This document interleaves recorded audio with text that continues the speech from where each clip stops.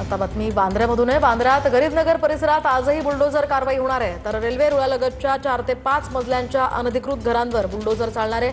अतिक्रमण कारवाईच्या वेळी काल दगडफेक झाली होती। त्यानंतर आता पोलिसांकडून सुद्धा काल लाठीचार्ज करण्यात आला। दरम्यान खबरदारी म्हणून आजही या परिसरात पोलिसांचा बंदोबस्त आहे। आपण पाहू शकतोय या संपूर्ण परिसराची ही दृश्य आहे।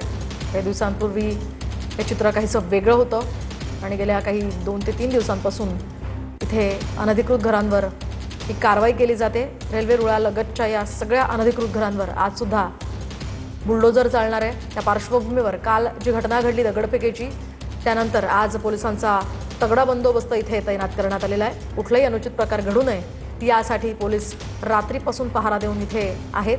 आजही या ठिकाणच्या या घरांवर बुलडोझर कारवाई होणार आहे। तर ही ड्रोन दृश्य सध्या समोर येते।